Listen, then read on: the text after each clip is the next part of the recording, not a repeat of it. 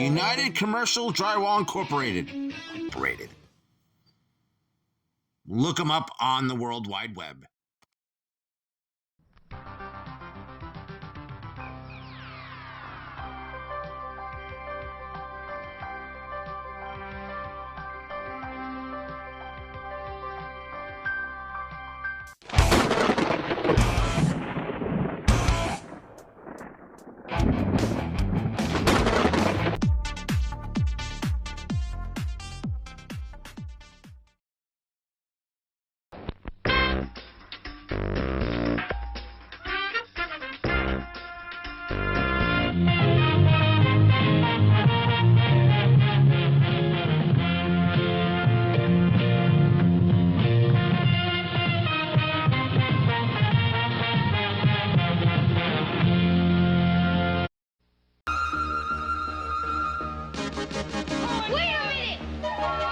Steven Spielberg presents The Goonies, a Richard Donner film. Time, chunk. Hey, Mike found the map! Whoa, do you guys realize what we could do? I don't want to go on any more of your crazy Goonie adventures. Meet Mikey, I gotta go fast.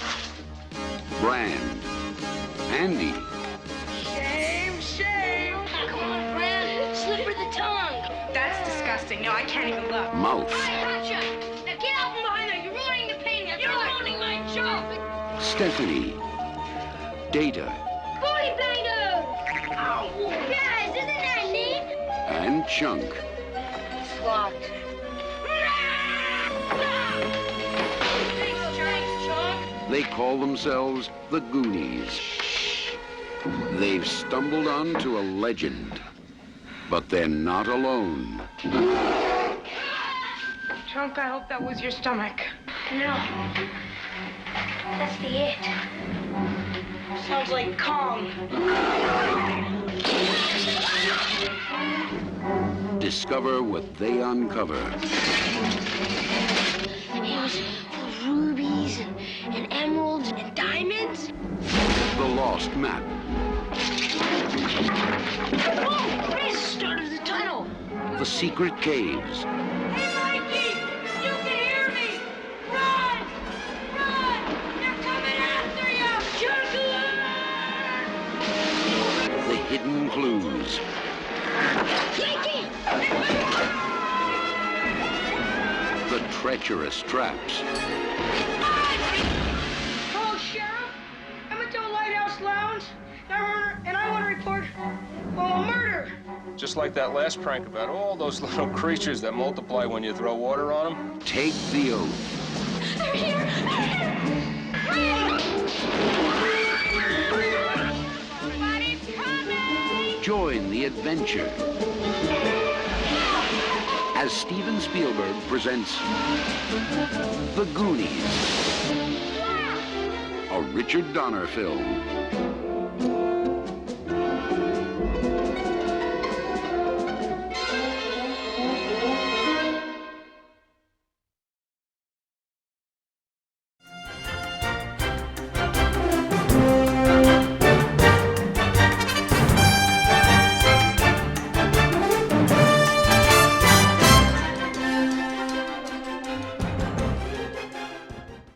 And welcome to a new episode of the Movie Dawgs Show, ladies and gentlemen. Today we're going to talk about 1985's The Goonies. Boy, was 1985 a big year for Steven Spielberg. Not only did he have, I believe, The Color Purple come out that he directed, but he also had produced Back to the Future, which ended up being the highest grossing film of that year. And, of course, The Goonies ended up being just that, one of the highest grossing films of that year as well. Don't forget, hit the thumbs up and the notification bell, and if you haven't yet, folks, subscribe to this channel. All right, folks, The Goonies, man. What can you say about this movie? This movie is absolute fun. It's an adventure that came out from the brain of Steven Spielberg. He came up with the story. He hired future director Chris Columbus, who would go on and direct the first two Home Alone movies and the first two Harry Potter films and numerous other projects. But this film, what really made this film really work is that it was directed by Richard Donner. Again, Richard Donner, a jack of all trades. A man hit so many different genres horror, comic books, fantasy, action, and even some comedy and Western thrown in there. Richard Donner did it all, folks. He is the director's director. He ended up, talked about the funds and the pains of directing kids and instructing kids in this film. He ended up having lifelong relationships and friendships with these kids till the end of his life. When it comes to the cast, you had a very ensemble cast of child stars. You have Josh Brolin, who of course went on to be the MCU's big bad guy, Thanos. You had Sean Astin, who ended up co-starring in the wonderful Lord of the Rings trilogy. Ki Haikun, who I hope I said his name right, I probably butchered it, but he ended up just recently won an Oscar for Best Actor, and major comeback for him. He was also in a Steven Spielberg film the prior year, Indiana Jones and the Temple of Doom. You also have Corey Feldman in there. Well, that is what it is. Martha Plimpton, who went on to have a very impressive career in the 90s as a really great actress. Carrie Green, who we all fell in love with in Lucas and anything else that she was in. Absolutely beautiful. She was the girl next door. And not to forget Jeff Cohen, who played Chunk, who would give us the truffle shovel and also ended up being an incredible Hollywood attorney later in life. So, but again, the Goonies, of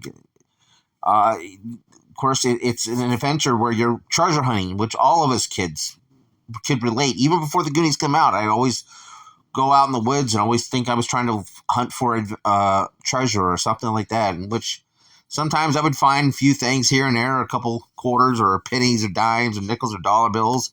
My brother, Sean, at one time, him and his friends found a suitcase full of bearer bonds, which were estimated in the millions at the time. And of course, they turned it in. So, I guess, whoever was at the authorities ended up probably pocketing that. But again, I own the VHS copy, and I literally played this thing till it stopped working. For many years, it was just one of those fun films. Again, Richard Donner had his way to really be able to work with anybody or any type. I don't think, I don't think there's really been much bad things said about Richard Donner, and these kids really looked up to him. And Steven Spielberg was known to also co-direct the films that he was producing. My understanding, I think Richard Donner got ill and he stepped in. This also was the film where Corey Feldman got to meet Michael Jackson. Of course, Corey Feldman would go on and praise Michael Jackson and emulate him. And whenever he'd do his concerts, if you have the fortune of actually watching them, thank God I didn't, he'd do the Michael Jackson dancing maneuvers to a pad. I mean, like it was like watching Michael Jackson. But again, when it came to this cast and these guys, they looked like they were friends. That he had been friends for a very long time, and it was that got that can get to you. I mean, I grew up and I would have friends and they would come and go in and out of my life. Sadly, many of my friends some of them have passed away. But this always felt like I wanted that type of bond growing up, that type of friendship. Of course, their houses, their homes are being, and the area that they live in is being threatened to be torn down by developers. And the rich, snobby developers that live up in the posh neighborhoods because they're looked upon as white trash or trash in general. The least wealthy ones, and which is still kind of looked upon as it is today. But I have to say that being the main plot of it kind of does become more of an obsession with the character Mikey, where he wants to believe that this story that his dad would tell him, who was the curator at the local museum, would talk about the legend of One Eye Willie, and I can remember, my dad would never tell me elaborate stories like that, but he would tell me things that were I had to been a little exaggerated, little stories here and there, and of course my imagination would go running wild, and I would have these visions of these grander, more crazier visions of the events that he was telling me. But again, the heart of the matter is like how Richard Donner was able to work with these kids, and how when he came to the pirate ship, he would not let any of the kids see that pirate ship get built. He wanted 100% raw reaction from those kids when they finally got to the reveal of that ship. And even in the movie, what you saw, the looks on their face was exactly what they were feeling when they saw that ship, because they were at the right age in that time for that movie, for that reaction. And I do think that, I'm sure any film is, even for a kid, it's got to be tough to direct kids. I've done it before with my kids in one of my projects. But I mean, I'm sure when it comes to that many that you have to deal with it, that it's, it can be a tiresome time. And of course, there's time limits that, children get to work. But again, when you have Steven Spielberg, who at the time was looked upon as the world's biggest child, and of course you have Richard Donner, who I'd have to say he was probably that level of like the cool uncle, but the strict father figure, but you respect him and love him. And nowadays it's very hard to find that fine line for anybody. Either you can be 0 to 100. And it's a struggle, but when it comes to working around with kids, and I understand nowadays how you gotta be more patient, and something that you're always, as an adult, going to learn or try to learn. But again, I love this film so much, and I can remember the opening of this film when it has the Fratelli chase. You're opening up in Robert Davi, who was one of the Fratelli brothers, and you got Joe Pantoliano, and those two worked so well together. They could have done a movie with those two guys, and I would have watched it. And of course, you had Marion Ramsey as Mama Fratelli, who we all knew from Throw Mama from the Train, and many other character works that she had done. And sadly, she died a few years after this movie came out, and they rededicated the film in her memory when the movie went to network television for its first viewing.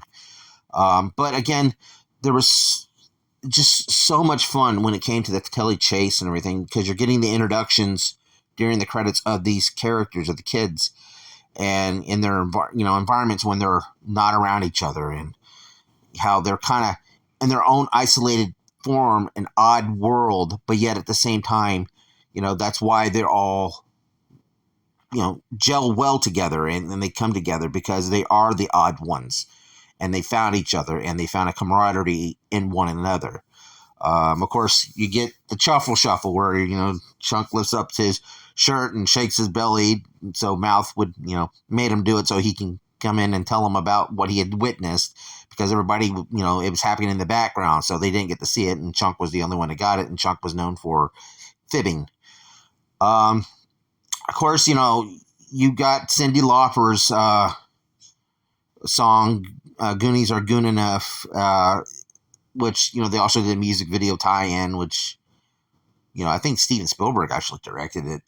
But he also had the wrestlers, WWF wrestlers at the time, Roddy Piper, Andre the Giant, and so on, those who were popular in the 80s. Kind of makes sense because Cyndi Lauper was wrapped up in that WWF rock and wrestling connection. But everything kind of, it worked well, that song.